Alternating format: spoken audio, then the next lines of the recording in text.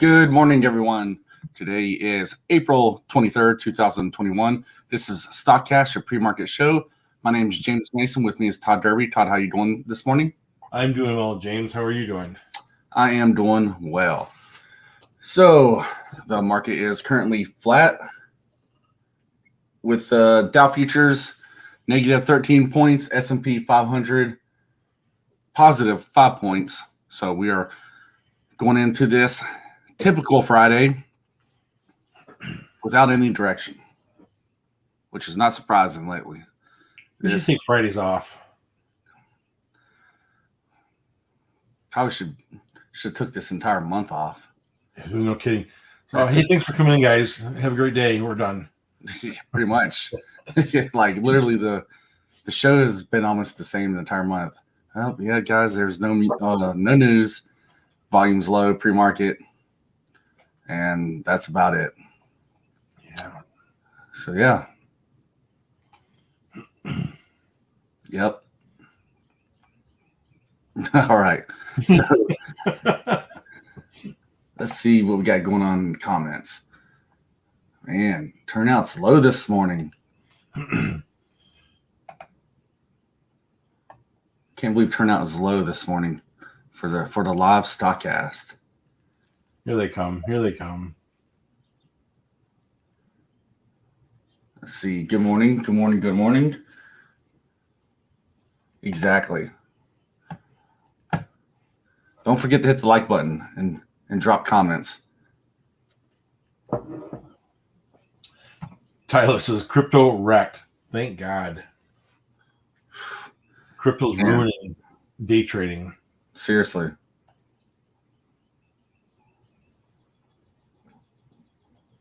Miller. SYPR. On the list. That is it. That is it. That's the one we're going to talk about today. All right. Let's go ahead and start this up, everyone. Now that we got enough people in here. All right. So pretty much the only thing that I can find pre-market to even talk about is ticker SYPR. Last update on short interest, 290,000 shares being shorted, roughly 3% of the float, which is next to nothing. Shares outstanding, 21.3 million shares. The float, 9.8 million shares. And they have quite a few catalysts. The last one being that they had won a deep space program. So this will be interesting to watch and see how it kind of unfolds. So looking at it on the daily chart here, pre-market, we are currently at $3.75. So you see this little dashed line right here. That is where we're at. Now, what I'm going to be looking for here, we'll go back to the 5-minute chart to take a better look at it, is I want to see, with this being a low float, an after hours runner yesterday, and with that catalyst, that news, I need to see this thing break above $4.52. Let me just verify this. Yes. I need to see it break above $4.52 before I can consider making an entry here. Now, the reason why, and the reason why I'm not going to chase it between its current price at $3.73 up to $4.52 is because I need to see it break above that high for that confirmation that this thing is going to keep taking off. Now, going back to the daily chart here, we can see why. Once it holds and breaks above that range, we tend to have that strong push up. And then contrary to that, when it breaks below it, it drops usually pretty hard. So that's why I need to see that confirmation of it actually breaking above that $4.52 range. We break above that, then my target price will be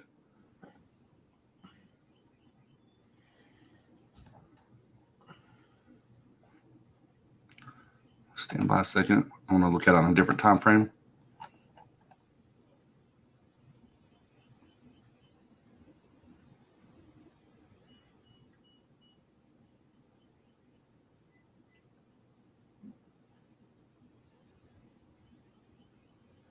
All right.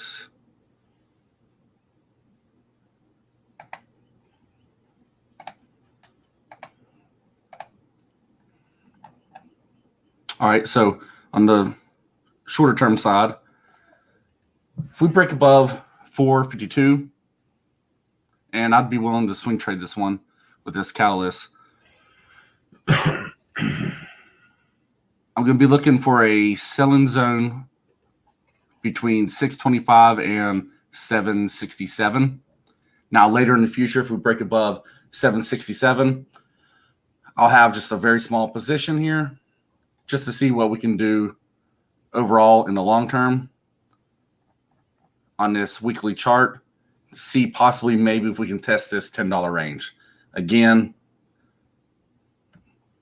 pushing the $10 range, we're going to have a significant catalyst to really get this going. That's why I was just saying that I would have a very small position. That way it wouldn't, if it did go against me, it's not going to hurt or anything like that.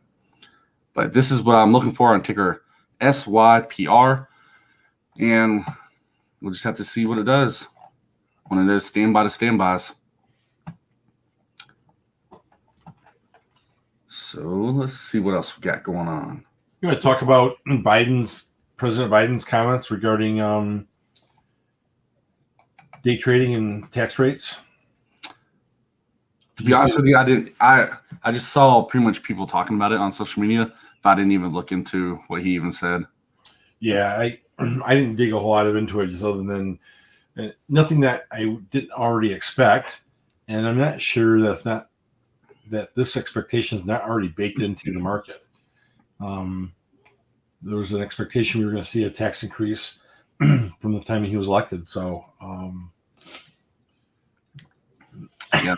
So I think I saw something like a 43-cent capital gains, something like that. Yes, for 42.5%, I think it was, or Okay. something, but it was high. So, yeah, with all that stuff, I don't get caught up in it. At the end of the day, you have no control over it. I mean, that's just being real about it. I don't let politics control my life. And some people just kind of let it just get too deeply ingrained in their lives. It sucks. It's going to definitely take a hit on Wall Street. But like you said, I mean, there's going to be a lot of this baked in. We already knew that this administration, once they came into office, we already knew that they was going to increase taxes, especially on the rich. And for most people, it actually won't even have any influence on their lives. But with the way that the tax brackets works, it's not that people are going to get charged 43% of their total pay. So you have your different tax brackets, and we'll just say, I don't feel like getting into a whole tax talk, but you have your lower tax bracket, which is basically not even taxed, and then your second tier is taxed X amount of money, just depending on your situation in life, where you live, things like that. And then every different range of income that you come into, this is what's called a bracket. You're charged at that tax rate. So once you get into this top tier, breaking whatever number it may be, depending on that person, you're that cap, that range, that bracket. That's why it's called a bracket again. It's only going to be taxed at that rate. I probably just confused the hell out of everyone trying to explain that. No, I think he did. I think it made sense, but for me, I think he's targeting people who are making $1 million or more, and I'm shy of that, so I'm good. Yeah. Now, I'll be honest. $1 million is a lot of money. It is a lot of money. But it's a pretty low threshold in the United States of America in 2021 to really start taking large tax hits. I mean, It is. I mean, heck, we have people here in the United States who have student debt of that much. I mean, think about that. I just had a conversation with another dad. We were talking about our kids in college and how it's nothing to spend $100,000 for college for a 4-year degree, nothing. And, easy. And you come out and they're happy getting a $30,000, $40,000, $50,000 job. And unless you live in a low cost of living area, that's tough to live and get married and have a family making that money. And the only way out of that situation is you either become an athlete or you're a decent looking woman and you sign up for an OnlyFans. It's the only way out.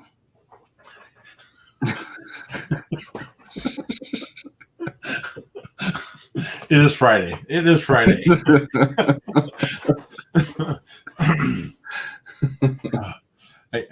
I want to make comments, but I don't want to make comments. So let's to talk about. Oh Lord. All right, everyone. So what are y'all trading? Let's see it in the comments. Someone's asking, can OCGN keep this run going? Man, that float is so thick. I can't see how they keep it going. It's gonna start bogging down here.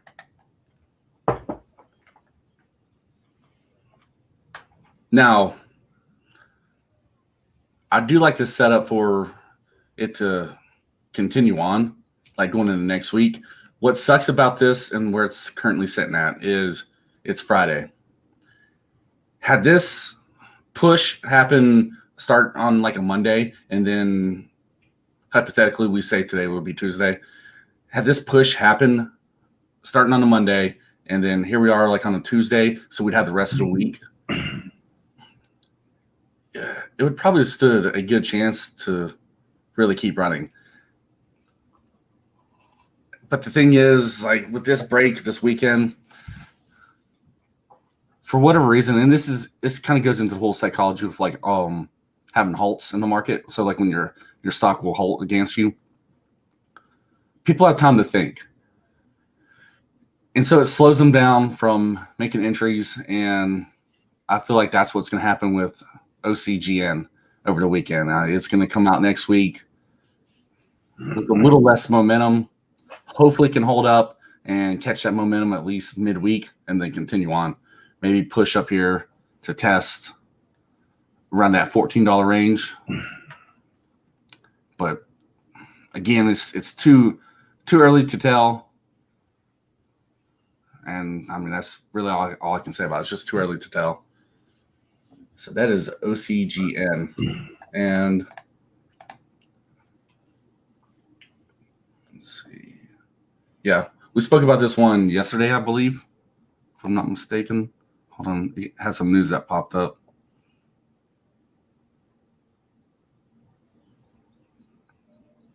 All right, never mind. That news ain't significant at all. All right, yeah, so let's see what we got going on in the comments.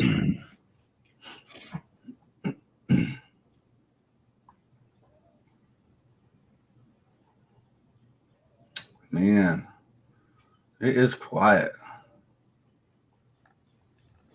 Well, nothing wrong with that, though. Nothing wrong with that. It's Friday. I mean, I know I know that I'm gonna have a slow day. I mean, I have nothing that I'm rushing to get into this morning. I'm gonna watch it for a little bit, and if nothing happens, I might take the day off. Jonathan, I 100% agree with your comment that I have highlighted on the cast right now. Jonathan wrote, James, you could kill it on OnlyFans. I absolutely could, Jonathan. I 100% believe that. You know, you guys might not believe me here, but a couple months ago, OnlyFans approached me and they was wanting me to to get on their platform. They said that I had a future there, and I was kind of thinking about giving up the whole stock trading thing and just being full time. What category were they recruiting you for? What's that? What category were they recruiting you for? Best looking overall, best looking feet, best looking trader. I mean, it's easy. Like it was actually what category do you not fall into? Oh wow. Yeah. Wow.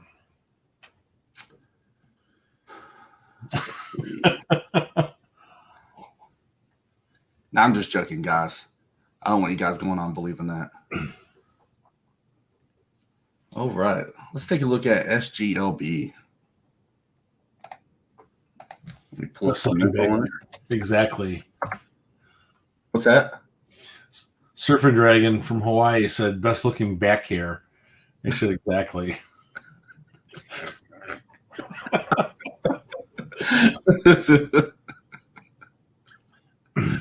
Oh man. Big hairy men category. Oh god, that's disgusting. I knew it was you, S. John. I didn't know if you wanted that public or not, but welcome. Are you guys just going to bed or just? I can't imagine you just getting up. It's awfully early for you out there. All right, so let's look at ticker SGLB.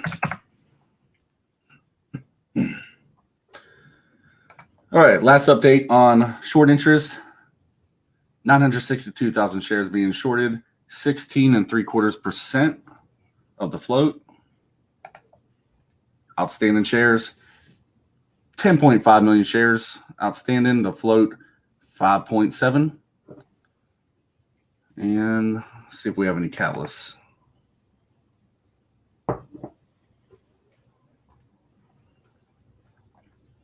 So I see some recent filings with the earnings. Haven't had a chance to look into it. On April 7th, it's showing that they were awarded a contract.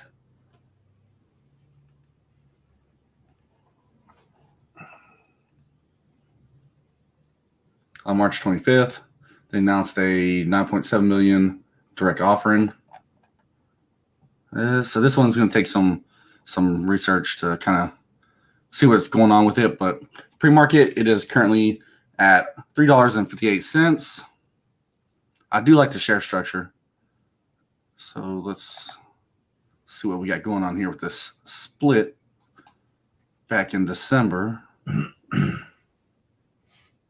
So hit a high of $7 there. So what I like to do, guys, is when I'm looking for target prices, I always look for when the last split was, and I always look to see what the high was at that point. And that will always give me just a default target price to begin with. Because if you draw your trend line out right there, you can actually see how it just worked out in the past. Oddly enough, it's kind of weird, but it always seems to work out. So what I would like to see,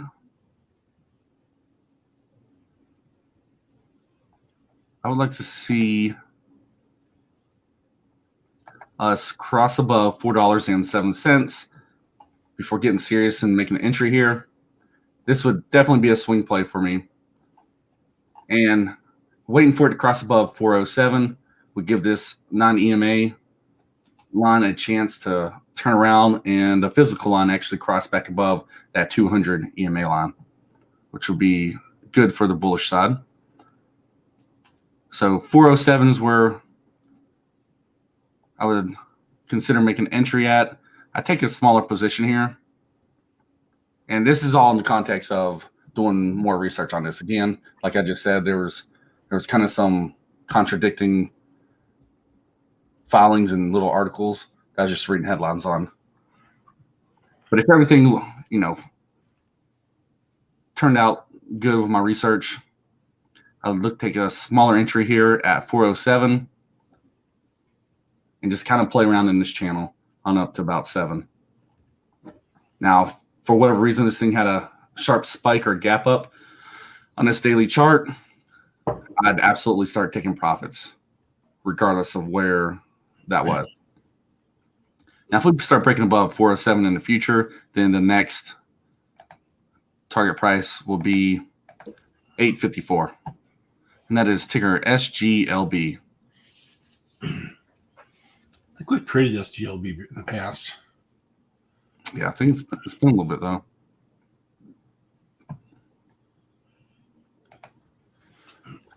Gosh, Naked Brain is popping up on my scanner. What a crappy stock.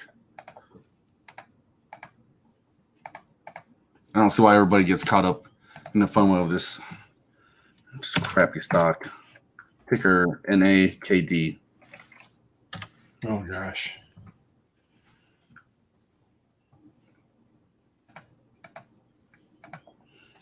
I mean, it has 641 million shares outstanding.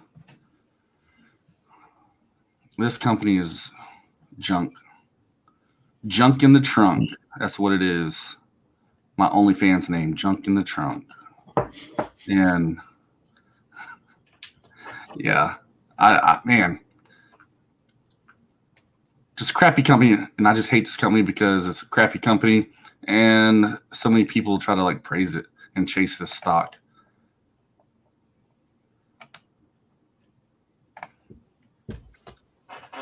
Let me just blacklist this one on my scanner. Don't ever want to see it again in my life. All right, well, that is all I had today. Slow pre-market once again. And not much going on right now, which kind of sucks because it's Friday. And this is how people get caught upside down on trades, trying to chase something that ain't there. Yeah, and I believe in this business, sometimes the best trade is no trade at all. Thank you, Dr. Phil. No, I'll tell you a true story. I like to play poker, and I've played poker my whole life. And I remember my early 20s, I was in a game, and I had this guy who I really admired his play. He was older than me.